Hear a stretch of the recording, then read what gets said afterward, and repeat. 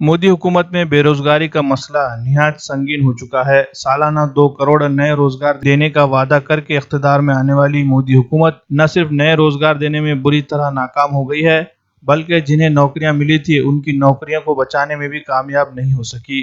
सरकार के मुख्तलिफ महकमों में रोजगार देने के लिए हुकूमत की जानिब से इम्तिहानात लिए जाते हैं, जिनमें स्टाफ सिलेक्शन और दीगर इम्तिहानात शामिल है।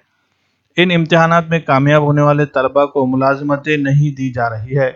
4-4 और 5-5 साल से इम्तिहान पास करके लोग नौकरियां हासिल नहीं कर पा रहे हैं, जिसकी वजह से मुतासरा बेरोजगार नौजवानों में बेचैनी और गम और गुस्सा बढ़ता जा रहा है। हुकूमत तक अपनी आवाज़ पहुंचाने के लिए बेरोजगार नौजवानों ने कौमी सतह पर एक एहतजाजी मुहिम भी शुरू कर दी है, जिसके तहत अवामी नुमाइंदों से मुलाकातें की जा रही है और उन्हें मेमोरेंडम दिए जा रहे हैं। इसी सिलसिले में नांदेड़ में भी बेरोजगार नौजवानों की तंजीम की जानिब से एहतजाज किया गया।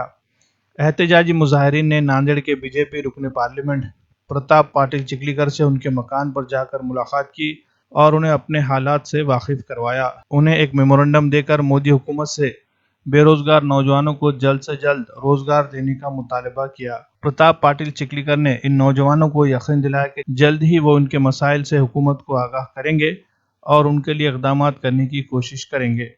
कांग्रेस के सीनियर लीडर व रियासत के काबीनी वजीर अशोक चौहान से भी इन नौजवानों ने मुलाकात की और उन्हें भी एक मेमोरेंडम देकर बेरोजगार नौजवानों के मसाइल पर हुकूमत को मुतवज्जा करने का मुतालबा किया।